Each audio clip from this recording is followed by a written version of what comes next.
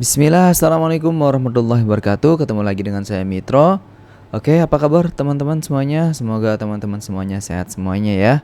Oke, kali ini saya akan coba membahas API ya. Jadi sebelumnya saya memang sudah upload duluan mengenai cara membuat REST API di Firebase ya. Namun saya belum jelaskan nih, apa sih API itu? Nah, kali ini saya akan menjelaskan apa itu API. Oke, langsung aja. Jadi API di sini adalah Application Programming Interface ya.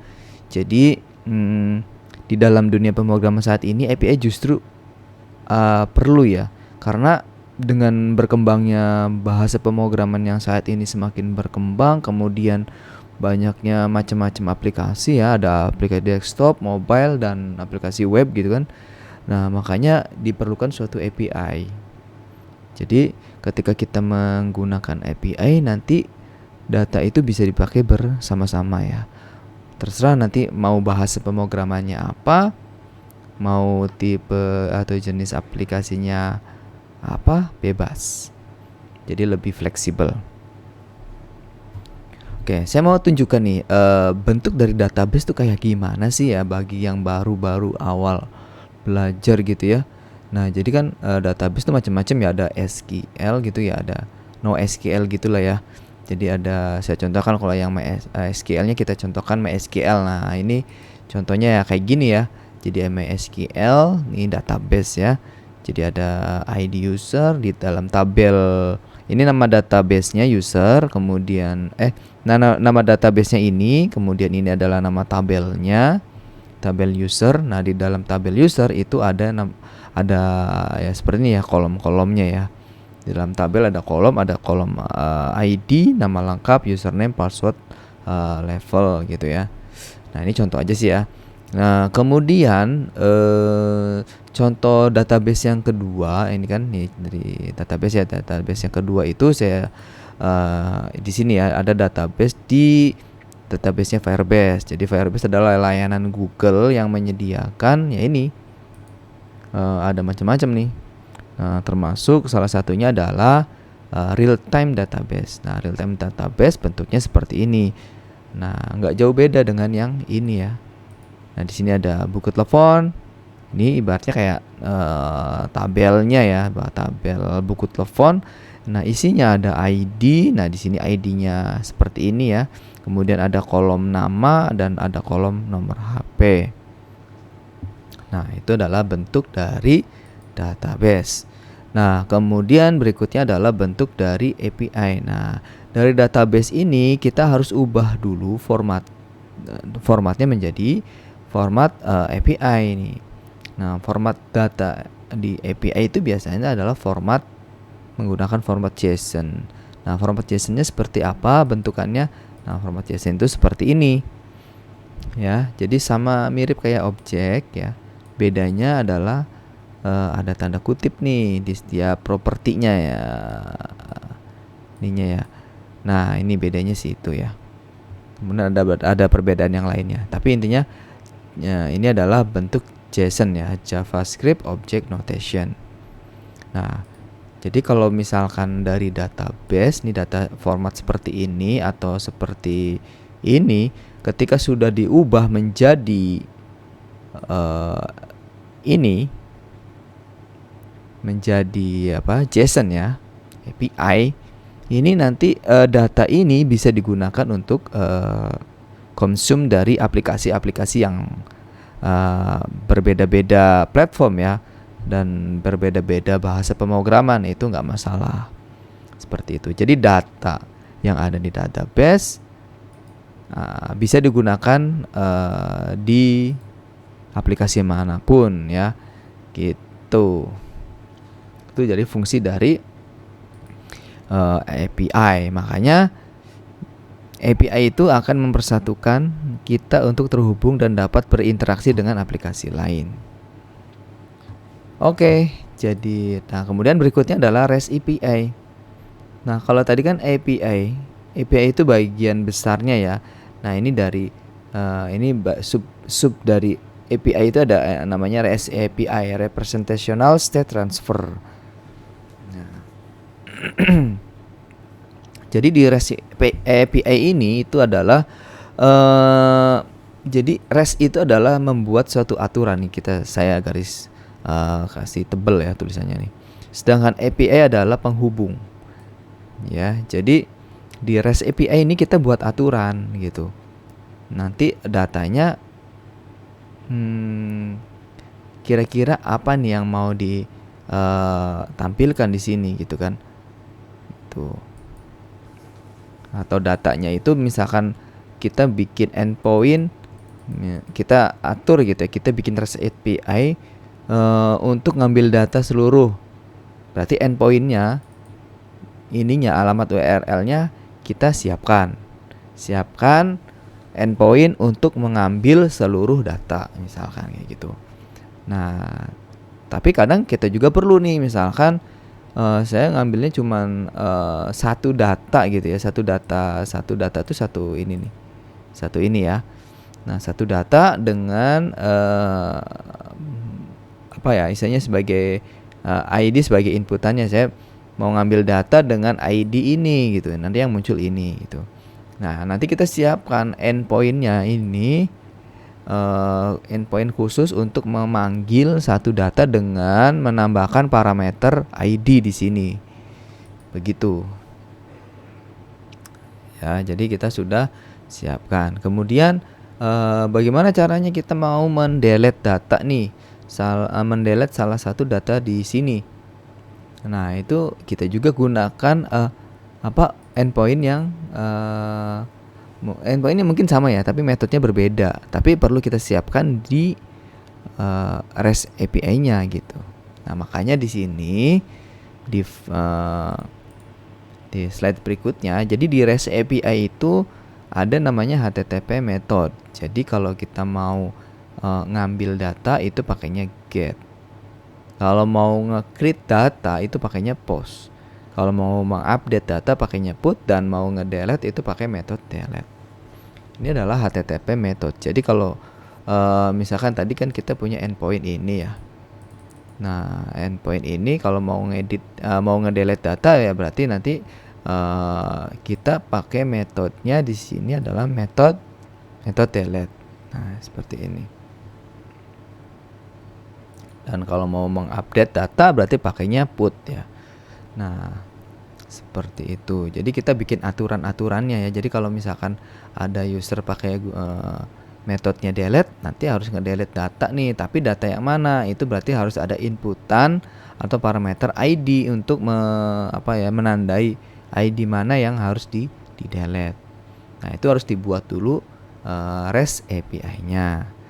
Namun di sini yang kita praktekkan di sini itu adalah REST API-nya sudah dibuatkan oleh Firebase. Jadi endpoint-nya itu udah dibuatin, endpoint dari REST API-nya itu sudah dibuatkan ya. Jadi di sini sudah sudah komplit nih. Pokoknya kalau mau ngedelete langsung aja pakai metode delete, dia udah langsung ngedelete salah satu dari data ini. Nah, ini kita bisa lihat dari dokumennya ya. Dari dokumen ini coba ketikkan aja REST API di sini. REST API. Nah, di sini jadi di Firebase tuh sudah dibuatkan ya secara otomatis ya untuk standar pengambilan datanya, untuk mendelete data seperti apa caranya. Nah, ini sudah dibuatkan. Nah, untuk ini untuk post kan, untuk put, untuk update data ya. Nah, ini untuk ini get. Ini pakainya bahasa Indonesia sih, jadi agak bingung ya justru ya. Coba kalau kita pakai bahasa Inggris ya.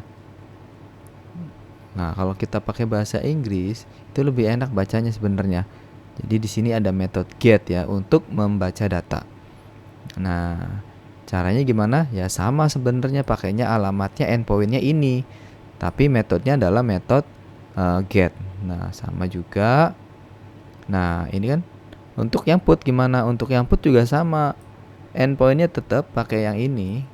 Artinya kita tinggal copy aja yang ini, kemudian di slash, kemudian buku telepon ini tabelnya ya .json ya. Sama, jadi endpointnya sama, tapi tinggal metodenya aja yang berbeda. Jadi sudah dibuatkan seperti itu oleh Firebase itu. Nah, untuk yang post data juga sama. Post data, kemudian post data juga sama. Ini juga ya sama. Cuman post data berarti harus ada datanya ya yang mau kita masukkan. Gitu. Nah, ini untuk delete juga sama. Jadi kita pakai metode delete, kemudian pakai endpoint yang sama. Tapi ini juga perlu ID ya. Jadi ID mana yang mau di delete gitu. Nah, itu. Ini mungkin udah dibahas ya di video yang sebelumnya ya. Pokoknya seperti itu. Oke. Nah, jadi database ya sudah. Jadi bentuk database itu seperti ini fisiknya, yang bisa terlihat oleh kita itu seperti ini ya. Nah, kemudian ada macam-macam ya database, ada yang MySQL seperti ini, kemudian ada database yang real time database dari Firebase bentuknya seperti ini. Tapi sama-sama ini adalah merupakan database. Nah, kemudian berikutnya adalah API nih. API itu bentuknya seperti apa ya? Bentuknya tadi ya seperti ini ada API. Nah, ini adalah bentuk dari JSON. Nah, dan aturan-aturannya sudah otomatis dibuatkan tadi ya, aturan-aturan REST. REST kan aturannya tadi ya. REST itu adalah membuat suatu aturan ya. Nah, ini sudah dibuatkan langsung oleh Firebase-nya. Makanya sudah langsung bisa kita gunakan get, post, put, delete-nya. Seperti itu. Nah, berikutnya ada beberapa contoh nih dari public API ya, yang nantinya kita bisa gunakan untuk kita belajar menampilkan data-data dari REST API itu ke dalam halaman web kita, di dalam halaman aplikasi web kita. Nah, ini kan kita udah punya nih REST API bikinan kita sendiri ya. Nah, ini ada nama dan nomor HP. Nanti kita bisa buat aplikasi buku telepon nih. Buku telepon dengan menggunakan API ini nih, API ini. Nah, saya juga pernah membuat aplikasi buku telepon tapi langsung masuk ke database-nya Firebase. Tapi sekarang beda. Saya akan membuat CRUD atau membuat aplikasi sederhana buku telepon, tapi CRUD-nya itu dari REST API gitu. Seperti itu ya. Nah, buat teman-teman yang mau coba-coba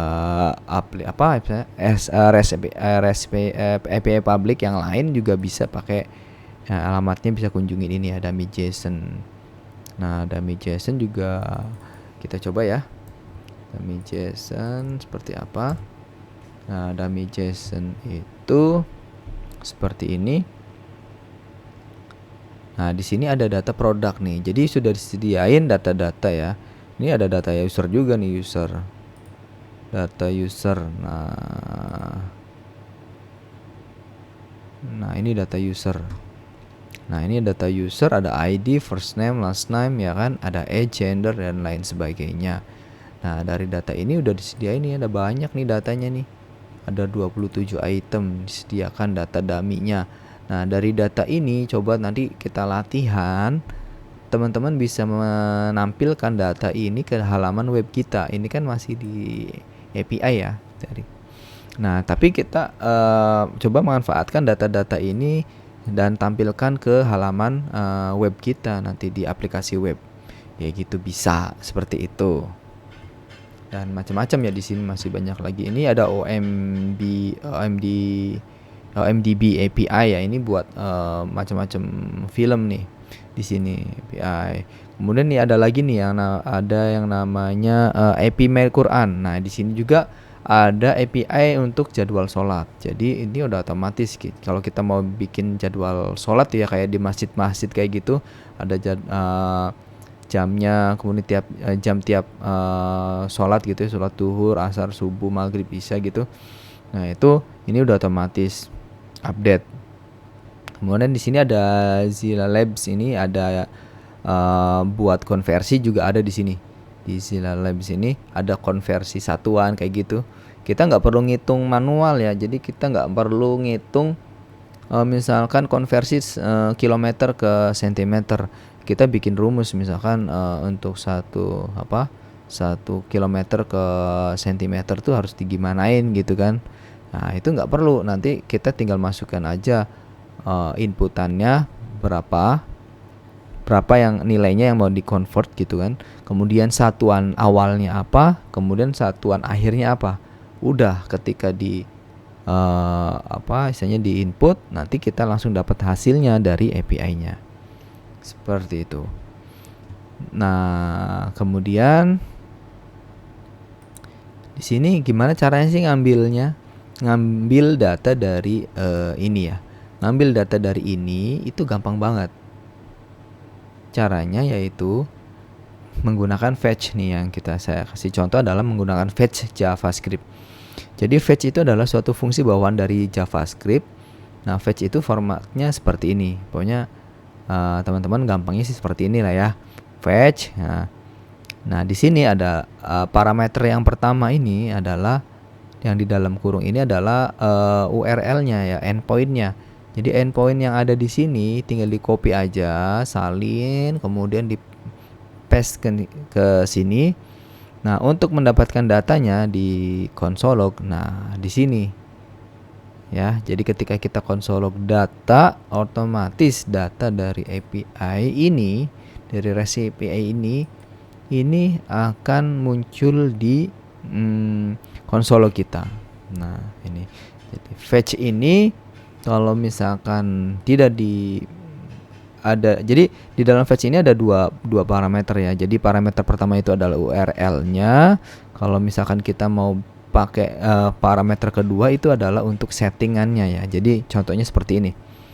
Nah, jadi parameter yang pertama itu adalah untuk URL-nya, kemudian koma. Nah, ini dalam kurung kurawal gini berarti objek ya, dalam objek. Nah, ini untuk pengaturannya, settingannya. Jadi metodenya bisa kita ubah. Ada post, ada delete, ya kan, tadi kan ada put gitu kan. Nah, gitu. Nah, kalau misalkan kita tidak setting, metode defaultnya adalah get. Nah, ini kalau ini untuk ngambil data, kalau ini untuk menyimpan data ya di sini. Makanya di sini metodenya adalah post. Nah, untuk memasukkan datanya ada di body di sini. Name dan age di sini. Nah, pasti responnya bukan data seperti ini. Responnya adalah berupa notif ya. Apakah berhasil atau tidak data yang kita kirimkan. Nah, ketika di then gini responnya, maka responnya adalah bukan datanya, tapi adalah respon dia berhasil atau tidaknya gitu. Oke, terima kasih ya. Mungkin itu saja ya penjelasan dari saya mengenai REST API. Mudah-mudahan bisa bermanfaat. Nanti next video kita akan coba membuat suatu contoh-contoh aplikasi yang menggunakan REST API ya. Jadi sebelumnya kita sudah membuat REST API buku telepon, nanti kita akan membuat aplikasi buku telepon. Nah, kemudian tadi ada contoh jam sholat ya, jadwal sholat ya. Nah, nanti kita juga akan membuat, insya Allah membuat aplikasi jadwal sholat. Dan yang terakhir ada aplikasi untuk konversi. Kita juga akan coba aplikasi konversi. Tapi semuanya itu menggunakan REST API. Jadi konsumnya dari kita ngambil datanya itu dari ya data seperti ini ya, API seperti ini. Oke, terima kasih, semoga bisa bermanfaat. Ketemu lagi di next video. Assalamualaikum warahmatullahi wabarakatuh.